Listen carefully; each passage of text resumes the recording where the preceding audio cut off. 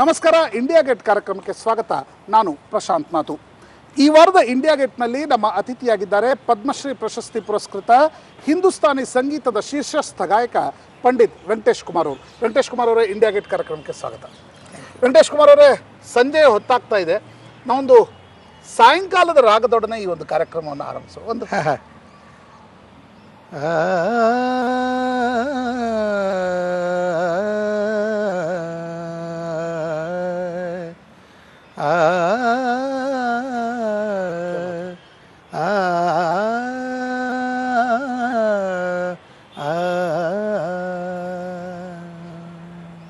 ಯಾವ ರಾಗ ಇದು? ಶ್ರೀ ರಾಗ. ಶ್ರೀ ಪೂರ್ವಿ ಥಾಟ್ ಸಂಧಿ ಪ್ರಕಾಶ್ ರಾಗ ಅಂತಾರೆ ಇದಕ್ಕೆ.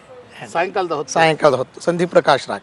ಪಂಡಿತ್ ವೆಂಕಟೇಶ್ ಕುಮಾರ್ ಅವರೇ, ಹೇಗೆ ನಿಮ್ಮ ಗಾಯಕಿಯ ಜೀವನ ಹೇಗೆ ಆರಂಭ ಆಯಿತು? ನಮ್ಮ ತಂದೆಯವರು ಜನಪದ ಕಲಾವಿದರು, ಹೀಗಾಗಿ ಅವರು ಚಲೋ ಹಾಡೋರು ಮತ್ತು ಸ್ವಲ್ಪ ಕರ್ನಾಟಕ ಸಂಗೀತವನ್ನು ಅಭ್ಯಾಸ ಮಾಡಿದಂಥವ್ರು ಅವರು. ಹಳ್ಳಿ ಭಾಳ, ನಮ್ಮದು ಹಳ್ಳಿ ಭಾಳ ಸಣ್ಣ ಹಳ್ಳಿ. ಆ ಪರಿಸರದೊಳಗೆ ನನ್ನ ಧ್ವನಿ ಯಾರು ಹಾಗೆ ನಿಮ್ಮಂಥ ಸಂಗೀತ ಪ್ರೇಮಿಗಳು ನಾ ಸಣ್ಣ ಹುಡುಗಿದಾಗ ಹಾಡೋದನ್ನು ಕೇಳಿ, ಇವ ಚಲೋ ಸಂಗೀತ ಹಾಕಣ್ರಿ, ನಿಮ್ಮ ಇದಕ್ಕೆ ಹಚ್ಚಬೇಡ್ರಿ ಅವನು ಎಲ್ಲರೂ ಸ್ವಲ್ಪ ಚಲೋ ಶಾಸ್ತ್ರೀಯ ಸಂಗೀತ ಕಲಿಸ್ರಿ, ಒಳ್ಳೆಯವನ ಹಾಕ, ನೀವು ಚಲೋ ಕಲಾವಿದ ಹಾಕನ ಅಂತ ಹೇಳಿದ್ರು ಅವನು. ಆ ವೇಳೆಕ್ಕೆ ನಮ್ಮ ತಂದೆಯವ್ರಿಗೂ ಅಲ್ಲಿ ಬಡತನ ಭಾಳ ಮನೆಯೊಳಗೆ, ಹಾಗಾಗಿ ಯಾರಿಗೂ ದುಡ್ಡು ಕೊಟ್ಟು ಕಲಿಸೋಷ್ಟು ಪರಿಸ್ಥಿತಿ ಇರಲಿಲ್ಲ. ಹಾಗಾಗಿ ಏನು ಮಾಡೋದು ಅಂಥೇಳಿ ನಮ್ಮ ಸೋದರ ಮಾವ, ನಮ್ಮ ತಾಯಿಯ ತಮ್ಮ ಬೆಳಗಲ್ ವೀರಣ್ಣ ಅಂಥೇಳಿ ಬಹಳ ದೊಡ್ಡ ಹೆಸರು ರಂಗಭೂಮಿ ಒಳಗೆ. ಅವರಿಂದಾಗಿದೆ ನಿಮ್ಮ ನಾಟಕದ. ಹೌದು, ರಂಗಭೂಮಿ ಒಳಗೆ ಅವ್ರು ಭಾಳ ದೊಡ್ಡ ಹೆಸರು. ಅವರು ನಮ್ಮ ಸೋದರ ಮಾವ, ನಮ್ಮ ತಾಯಿ ತಮ್ಮ. ಅವ್ರನ್ನ ನಮ್ಮ ತಾಯಿ ಹೇಳಿರು, ನೋಡಪ್ಪ ಹಿಂಗೆ ನಮ್ಮ ಹುಡುಗ ಏನಾರು ಮಾಡವಂಗ ಎಲ್ಲರೂ ಕರ್ಕೊಂಡು ಸೇರಿಸು, ದುಡ್ಡು ಕೊಟ್ಟು ಕಳ್ಸೋಕ್ಕೆ ನಮ್ಗೆ ಕಠಿಣ ಆಗ್ತದೆ, ಎಲ್ಲರೂ ಹುಡುಕು 4 ಮಂದಿ ಕಡೆ ಹೋಗ್ತಿರ್ತಿ ನೋಡು ಅಂಥೇಳಿ ಅವ್ರು ನಮ್ಮ ತಾಯಿಯವರ ಮೇಲಿನ ಮೇಲೆ ಹೇಳ್ತಿದ್ರು. ಆಗ ಅವರು ಈ ನಮ್ಮ ಗುರುಗಳು ಗಾನಯೋಗಿ ಪಂಚಾಕ್ಷರ ಗವಾಯಿಗಳು ಸ್ಥಾಪನೆ ಮಾಡಿದಂಥ ವೀರೇಶ್ವರ ಪುಣ್ಯಾಶ್ರಮ ಅಂತ ಗದಗಿನೊಳಗೆ ಕಲ್ತು ಬಂದಂಥವ್ರು ಅವ್ರಿಗೆ ಪರಿಚಯ ಇದ್ದರು. ಅವರು ಅದನ್ನು ಪರಿಚಯ ಮಾಡಿಕೊಂಡು ಕೇಳಿಕೊಂಡು ಅಲ್ಲಿ ಅಡ್ಡಿಲ್ಲ ಅಂಥೇಳಿ ನಮ್ಮ ಊರಿಗೆ ಬಂದು ನನ್ನ ಕರ್ಕೊಂಡು ಹೋಗಿ ಗುರುಗಳ ಹತ್ರ 1967ನೇ ಇಸ್ವಿಯೊಳಗೆ ವೀರೇಶ್ವರ ಪುಣ್ಯಾಶ್ರಮದಲ್ಲಿ ಪರಮ ಪೂಜ್ಯ ಡಾಕ್ಟರ್ ಪುಟ್ಟರಾಜ ಗವಾಯಿಗಳ ಸನ್ನಿಧಾನದಲ್ಲಿ ನಾನು ಸೇರಿಸಿದರು. ಅಲ್ಲಿಂದ ನಮ್ಮ ಸಂಗೀತ ಪ್ರಾರಂಭ ಆಯಿತು. ಎಷ್ಟು ತಾಸು ರಿಯಾಜ್ ಮಾಡ್ತಿದ್ರಿ ಮೊದಲು? ಕಡಿಮೆ ಅಂದ್ರೆ ದಿನಕ್ಕೆ ಒಂದು 12 ತಾಸು ಅಂತ ಮಾಡಿದ್ದೀನಿ. 12ರಿಂದ 14 ತಾಸು ಪ್ರಾರಂಭದೊಳಗೆ ಅಲ್ಲಿ. ಆವಾಗ ಅಂದರೆ ಅರ್ಧ ದಿನ ರಿಯಾಜಲ್ಲಿ ನಮ್ಮದು ಇಡೀ ದಿನ ಅದನ್ನೇ. ಏನು ಸ್ಕೂಲ್ ಇಲ್ಲ ಏನಿಲ್ಲ, ಬರೀ ಸಂಗೀತನೇ. ಎಲ್ಲಿ ಒಂದು 10 ನಿಮಿಷ ಟೈಮೂ ವೇಸ್ಟ್ ಆಗ್ತಿದ್ದಿಲ್ಲ. ಹಿಂಗೆ 12 ವರ್ಷ ನಮ್ಮ ಆಸ್ತಿಂದ ಮಾಡಿದ್ದೀನಿ. ಪ್ರಖ್ಯಾತ ಸಂಗೀತಗಾರರ ಜೊತೆಗೆ ನಿಮ್ಮ ಒಡನಾಟ ಇತ್ತು. ಪಂಡಿತ್ ಭೀಮಸೇನ್ ಜೋಶಿ, ಗಂಗೂಬಾಯಿ ಹಾನ್ಗಲ್ರು, ಪಂಡಿತ್ ರವಿಶಂಕರ್. ಯಾಕಂದರೆ ಆ ರೀತಿಯಾಗಿರ್ತಕ್ಕಂಥ ಒಡನಾಟದಲ್ಲಿ ಬೆಳೆದು ತುಂಬ ನೆನಪಿನಲ್ಲಿರ್ತಕ್ಕಂಥ ಘಟನೆಗಳು ಯಾವುವು?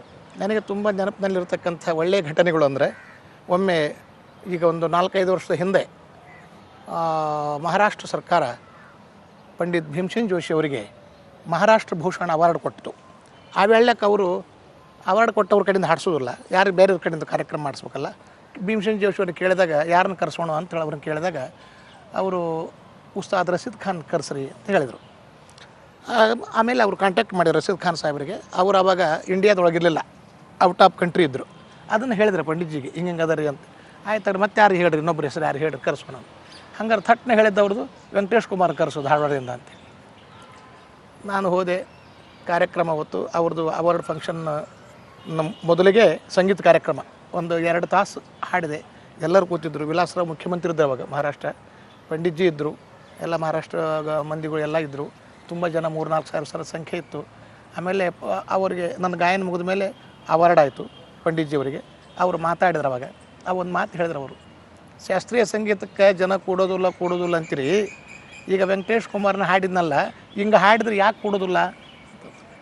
ಅದು ಒಂದು ನಮಗೆ ಅವ್ರು ಸ್ಕೋಪ್ ಕೊಟ್ಟರಲ್ಲ, ಅವ್ರು ದೊಡ್ಡವರು ಒಂದು ಮಾತು, ಒಳ್ಳೆ ಮಾತು ಹೇಳಿದ್ರಲ್ಲ, ಅದು ನನಗೆ ಇವತ್ತಿನವರೆಗೂ ಮರಿಲಾರದಂಥ ಕ್ಷಣ. ಪಂಡಿತ್ ರವಿಶಂಕರ್ ಅವ್ರ ಜೊತೆಗೆ ಪಂಡಿತ್ ರವಿಶಂಕರ್ ಜೊತೆ ನಾನು ತಾನ್ಸೇನ್ ಫೆಸ್ಟಿವಲ್, ಗ್ವಾಲಿಯರ್ದೊಳಗೆ ತಾನ್ಸೇನ್ ಫೆಸ್ಟಿವಲ್ ನಡೀತದೆ ವರ್ಷ. ಆ ಫೆಸ್ಟಿವಲ್ ಮಧ್ಯಪ್ರದೇಶ್ ಗ್ವಾಲಿಯರ್ದು ಅಲ್ಲಿ ತಾನ್ಸೇನ್ ಸಮಾಧಿಯಲ್ಲಿ ಅಲ್ಲಿ ಫೆಸ್ಟಿವಲ್ ಆಗ್ತದೆ. ಅದು ಈಗೊಂದು 6-7 ವರ್ಷದ ಹಿಂದೆ ಸುಮಾರು ನೆನಪಿದ್ದಂಗೆ.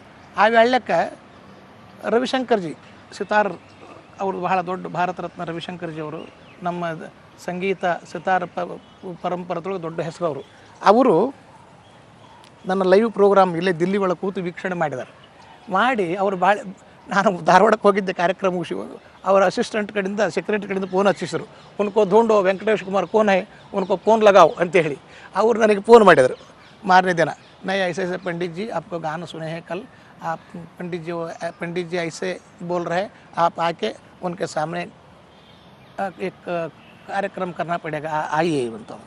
अच्छा चलेगा, हमारा सौभाग्य है ಅಂತ ಹೇಳಿ ಅವ್ರಿಗೂ ನಮ್ಮ ಪಂಡಿತ್ ರವಿಶಂಕರ್ ಜಿ ಕರೆದ್ರು.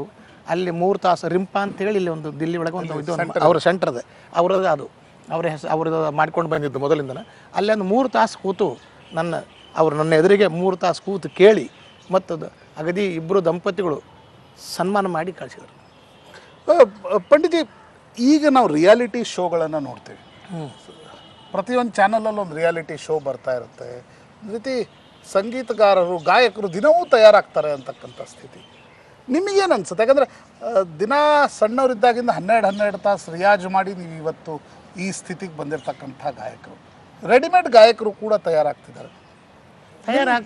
ರೆಡಿಮೇಡ್ ಗಾಯಕರು ತಯಾರಾಗ್ತಾರಂದ್ರೇನು, ಅದು ಭಾಳ ದಿವಸ ಉಳಿಯೋದಿಲ್ಲ ನನ್ನ ತಿಳಿದ ಮಟ್ಟಿಗೆ. ಏನು ರೀ, ಪರ್ಮನೆನ್ಸಿ ಇಲ್ಲ? ಇಲ್ಲ, ಅದು ಹಂಗೆ ಬಂದು ಹಿಂಗೆ ಹೋಗಿಬಿಡ್ತದೆ. ಅದು ಗುರುಗಳ ಮುಖಾಂತರವಾಗಿ ಕಲಿಬೇಕಾಗ್ತದೆ ಯಾವುದೇ ಆಗಲಿ. ಈಗಿನ ಸಂಗೀತಗಾರರಿಗೆ ಏನು ಹೇಳ್ತೀರಿ ನೀವು? ನಿಮ್ಮ ಸಲಹೆ ಏನು ಈಗಿನ ಸಂಗೀತಗಾರರಿಗೆ? ಯಾಕಂದರೆ ಈಗಿನ ಹೊಸ ದಿನಮಾನದಲ್ಲಿ ತಕ್ಷಣಕ್ಕೆ ಪ್ರಸಿದ್ಧಿ ಬೇಕು, ತಕ್ಷಣ ಹಣ ಬೇಕು, ಎಲ್ಲವೂ ತಕ್ಷಣಕ್ಕೆ ಬೇಕು ಅಂತಕ್ಕಂಥ ಅವ್ರಿಗೆ ನಿಮ್ಮ ಒಂದು ಸಲಹೆ ಏನು? ಇಲ್ಲ, ಈಗ ಏನದ ತಕ್ಷಣಕ್ಕೆ ಪ್ರಸಿದ್ಧಿ ಬೇಕು ಅಂತ ಆದರೆ ಹೆಂಗೆ ಸಿಗ್ತದೆ? ಸಿಗಲಿಕ್ಕೆ ಹೆಂಗೆ ಸಾಧ್ಯ ಅದ? ಆಗೋದಿಲ್ಲ. ನಾವು ಅಭ್ಯಾಸ ಮಾಡಬೇಕು, ಒಳ್ಳೆ ಗುರುಗಳು ಸಿಗಬೇಕು. ಮೊದಲನೇದು ಭೀಮಸೇನ್ ಜೋಶಿ ಅವರು ಒಂದು ಮಾತು ಕೇಳಿದ್ರು ಅವಾಗ, ಸುಮಾರು 25 ವರ್ಷ ಹಿಂದೆ. ಸಾಧನ ಅಂತೇಳಿ ಒಂದು ಇದನ್ನು ಮಾಡ್ತಾಯಿದ್ರು ಅವಾಗ. ಎಲ್ಲರೂ ದೊಡ್ಡ ದೊಡ್ಡ ಸಂಗೀತಗಾರರು ಇಂಟರ್ವ್ಯೂ ಮಾಡಿದರು. ಆ ವೇಳೆಗೆ ಭೀಮಸೇನ್ ಜೋಶಿ ಅವ್ರದ್ದು ನಾವು ಸಂದರ್ಶನ ಕೇಳಿದಾಗ ಅವರು ಒಂದು ಮಾತು ಹೇಳಿದರು, ನೀವು ಯುವಕರಿಗೆ ಏನು ಹೇಳ್ತೀರಿ ಅಂತ ಅವ್ರನ್ನ ಕ್ವಶನ್ ಮಾಡಿದ್ರು. ನಾ ಏನು ಹೇಳಿ, ಸಂಗೀತ ಕಲಿಬೇಕು ಅನ್ನೋ ವಿದ್ಯಾರ್ಥಿಗೆ ಒಳ್ಳೆಯ ಗುರು ಸಿಗಬೇಕು. ಎರಡನೇದ್ದು ರಿಯಾಜ್. ಮೂರನೇದ್ದು ನಸೀಬ್ ಬೇಕು. ಪಂಡಿತ್ ವೆಂಕಟೇಶ್ ಕುಮಾರ್ ಅವರೇ, ನಿಮ್ಮ ದಾಸರ ಪದಗಳು ತುಂಬ ಪ್ರಸಿದ್ಧ. ನಾನು ದಿಲ್ಲಿಯಲ್ಲೂ ಕೂಡ ಕೇಳಿದಾಗ ಅನೇಕರು ಹಿಂದಿ ಭಾಷಿಕರು ಕೂಡ ನಿಮ್ಮ ದಾಸ ಪದಗಳನ್ನು ಕೇಳಲಿಕ್ಕೆ ಬರ್ತಾರೆ ಅಂತ. ಈ ಒಂದು ಇಂಡಿಯಾ ಗೇಟ್ ಕಾರ್ಯಕ್ರಮದಲ್ಲಿ ನಿಮ್ಮ ಒಂದು ದಾಸರ ಹಾಡನ್ನು ವಚನನೂ ಹಾಡ್ತೀನಿ ನಾನು, ದಾಸರ ಪದನ ಹಾಡ್ತೀನಿ, ಒಂದೊಂದು ಲೈನ್ ಹಾಡ್ತೀನಿ. ಓಕೆ, ಯಾಕಂದ್ರೆ ಹಾರ್ಮೋನಿಯಂ ಬೇಕು ಸಂಗೀತಗಾರರಿಗೆ.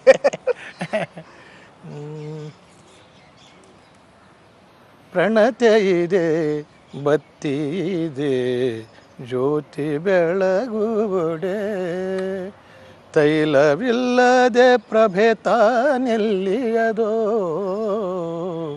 ತೈಲವಿಲ್ಲದೆ ಪ್ರಭೆ ತಾನೆಲ್ಲಿಯದೋ, ಪ್ರಣತೆ ಇದೆ, ಬತ್ತಿ ಇದೆ, ಜ್ಯೋತಿ ಬೆಳಗುವುಡೆ. ಇದು ಅಲ್ಲಮ ಪ್ರಭುವಿನ ವಚನ. ಆಮೇಲೆ ಕನಕದಾಸರು ತೊರೆದು ಜೀವಿಸಬಹುದೇ ಹರಿ ನಿನ್ನ ಚರಣಗಳ, ತೊರೆದು ಜೀವಿಸಬಹುದೇ ಹರಿ ನಿನ್ನ ಚರಣಗಳ, ಬರಿದೆ ಮಾತೆ ಕಿನ್ನು ಅರಿತು ಪೇಳುವೆನಯ್ಯ, ಬರಿದೆ ಮಾತೆ ಕಿನ್ನು ಅರಿತು ಪೇಳುವೆನಯ್ಯ, ತೊರೆದು ಜೀವಿಸಬಹುದೇ ಹರಿ ನಿನ್ನ ಚರಣಗಳ. ಕನಕದಾಸರ ಇವತ್ತಿಗೂ ಎಷ್ಟು ತಾಸು ರಿಯಾಜ್ ಮಾಡ್ತೀರಿ ಪಂಡಿತ್ಜಿ? ನಾನು ಹೋದ ವರ್ಷ ರಿಟೈರ್ಡ್ ಆದೇನಿ ರೀ. ಅಲ್ಲಿ ಆವಾಗ ಕಲಿಸೋದ್ರೊಳಗನೆ ಸ್ವಲ್ಪ ಸಮಯ ಹೋಗ್ತಿತ್ತು, ಕಲಿಸೋದು ಮತ್ತು ಕಲಿಯೋದು ಎರಡೂ ಅಲ್ಲೇ ಆಗ್ತಿತ್ತು. ಈಗ ನನಗೆ ಒಂದು 8 ತಿಂಗಳು ಆತನ ರಿಟೈರ್ಡ್ ಆಗಿ, ಈಗ ಫುಲ್ ಸಮಯ ನಾನು ರಿಯಾಜಕ್ಕೆ ಹಾಕ್ತೀನಿ. ಬರೀ ರಿಯಾಜ್ ಅನ್ನೋದಕ್ಕಿಂತ ಅದರೊಳಗೆ ಸಮಯ ತೊಗೋಬೇಕು ನಾವು. ಏನಂದರೆ ರಿಯಾಜ್ ಚಿಂತನ, ಸಂಗೀತದೊಳಗೆ ಯಾವಾಗಲೂ ಚಿಂತನೆ ಮಾಡಬೇಕು, ವಿಚಾರ ಮಾಡಬೇಕು, ಅಲ್ಲಿ ವಿಚಾರಕ್ಕೆ ಆಸ್ಪದ ಕೊಡಬೇಕು. ಅಂದರೆ ಅದು ಸಂಗೀತ ಏನಾಗ್ತದೆ, ನಿಂತ ನೀರಾಗೋದಿಲ್ಲ, ಹರಿಯುವ ನೀರಾಗ್ತದೆ. ಯಾವಾಗಲೂ ಹರಿಯೋ ನೀರು ಸ್ವಚ್ಛ ಇರ್ತದೆ. ತಾನು ಕಲ್ತಿದ್ದನ್ನು ತನ್ನ ಸ್ವಂತಿಕೆಯೊಳಗೆ ಅದನ್ನು ಹ್ಯಾಂಗೆ ಬೆಳೆಸಬೇಕು, ಹ್ಯಾಂಗೆ ಅದನ್ನು ಚಿತ್ರಣ ಮಾಡಬೇಕು ಅನ್ನೋದು ಅವನಿಗೆ ಸ್ವಂತ ಬುದ್ಧಿ ಬೇಕು. ಅದಕ್ಕೆ ರಿಯಾಜನ್ನು ಮಾಡಿಕೊಂಡು ವಿಚಾರ ಮಾಡಿಕೊಂಡು ಮಾಡಬೇಕು. ಧನ್ಯವಾದಗಳು ಪಂಡಿತ್ ವೆಂಕಟೇಶ್ ಕುಮಾರ್ ಅವರೇ, ಥ್ಯಾಂಕ್ ಯು ಇಂಡಿಯಾ ಗೇಟ್ ಜೊತೆ ಮಾತಾಡಿ. Thank you. ಇವಿಷ್ಟು ಹಿಂದೂಸ್ತಾನಿ ಸಂಗೀತದ ಮೇರು ಗಾಯಕ ಪಂಡಿತ್ ವೆಂಕಟೇಶ್ ಕುಮಾರ್ ಅವರ ಜೊತೆಗಿನ ಮಾತುಗಳು. ಈಗೊಂದು ಸಣ್ಣ ಬ್ರೇಕ್ನ ನಂತರ ಇಂಡಿಯಾ ಗೇಟ್ ಮುಂದುವರಿಯುತ್ತದೆ.